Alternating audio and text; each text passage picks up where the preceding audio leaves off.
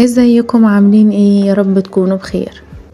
كم مرة حسيتي انك بتجري ورا رضا الناس، تحاولي تعملي كل حاجة صح، تتأكدي ان كل حد مبسوط، بتلبي كل توقع من الناس، وفي الاخر بتحسي ان انتي خسرتي نفسك. النهاردة هنتكلم عن حاجة ممكن تغير حياتك تماما. ازاي تبني حياتك على رضا ربنا مش رضا الناس، وهعرفك ازاي تربطي قيمتك الحقيقية بمعتقداتك انتي الروحية، وازاي تسيبي عنك الضغط المستمر ده اللي بيخلي قلبك تعبان وروحك مش مرتاحة.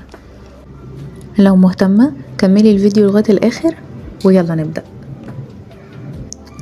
أول حاجة خلينا فاهمين احنا ليه بنركز على رضا الناس.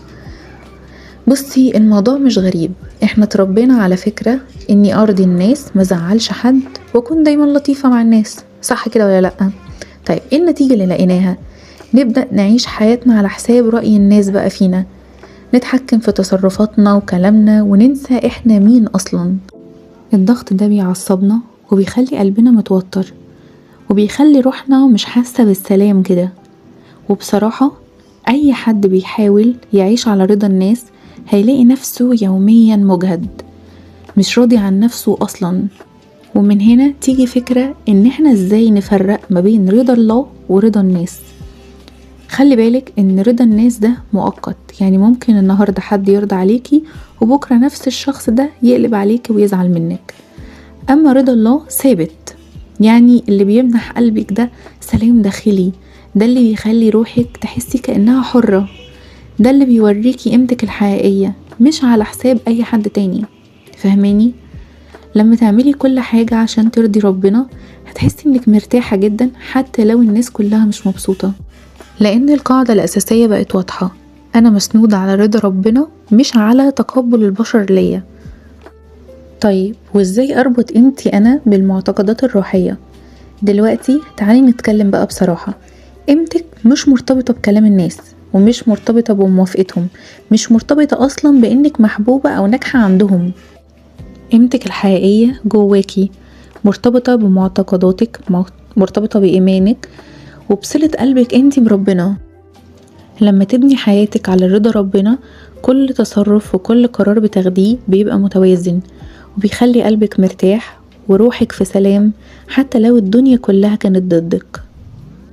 وانا هنا هقولك على خطوات عملية علشان تعيشي على رضا ربنا.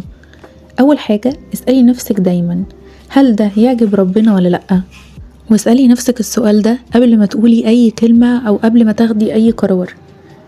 تاني حاجة لازم تبتدي يومك بصلاة، وبعد كده ادعي او شوفي اي نعمة في حياتك انت ممتنة ليها جدا، حاجة بسيطة تعمليها مثلا هتاخد منك 5 دقايق.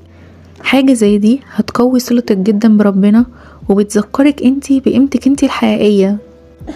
تالت حاجة اكتبي الحاجات اللي بتقلقك او بتخوفك، وبعدين قرري هل الحاجة دي مهمة ولا انا بس بعملها علشان خاطر ارضي الناس. رابع حاجة حددي حدودك انتي بوضوح، مش لازم كل الناس تكون مبسوطة مني، ده طبيعي اصلا، اللي مهم ان ربنا يكون راضي عني. واخيرا قرري جمل ايجابية لنفسك كل يوم، ان انتي ربنا بيحبك، ان انتي كفاية، ان انتي تستحقي السلام الداخلي اللي جواكي. وعايزة اقولك ان اللي احنا بنقوله ده مش دايما هتلاقيه ان كل الناس قابلاه ولا كل الناس متجاوبة معاكي. فنعمل ايه بقى علشان نواجه الضغط الاجتماعي دوت او الرفض اللي حوالينا؟ بصي، طبيعي جدا ان في ناس هتزعل منك، وفي ناس هترفضك اصلا، او في ناس هتحس بالغيرة او بتستغرب تصرفاتك، وده مش لانك انتي غلط، ده لانك بدأت تعيشي على رضا ربنا مش رضاهم هما. ومش لازم حد يفهمك، ومش لازم كل حد يقبلك زي ما انتي، المهم انتي راضية عن نفسك وربنا راضي عنك. وصدقيني كل خطوة كده هتحسسك بحرية داخلية، هتخلي قلبك أخف وروحك أهدى بكتير. لما تبني حياتك على رضا ربنا هتحسي بسلام نفسي جواكي، مش محتاجة ان كل الناس توافق عليكي، مش محتاجة ان انتي تبرري كل حاجة. حتى لو حصل موقف صعب هتعرفي تتعاملي معاه بهدوء، علشان أساسك الداخلي ثابت، قيمتك ثابتة ومحدش يقدر يهزك. وقبل ما اقفل الفيديو عايزة اقولك على حاجة من قلبي، انتي مش مقصرة، انتي مش لازم تعملي كل حاجة علشان كل الناس. قيمتك الحقيقية مش مرتبطة بان انتي ترضي البشر، لكن مرتبطة بصلة قربك انتي بربنا. ابدأي دلوقتي خطوة خطوة، واسألي ربنا دايما: يا رب انا عايزة اعيش حياتي على رضاك انت، مش رضا اي حد تاني. واخيرا لو الفيديو ده فرق معاكي اعملي شير واكتبي تحت ايه اكتر خطوة هتعمليها عشان ترتاحي وتسيبي ضغط الناس ده عنك. ولو عجبكم الفيديو متنسيش تعملوا لايك وسبسكرايب للقناة، تستنوني في فيديوز جديدة جاية، واشوفكم الفيديو الجاي على خير. باي باي.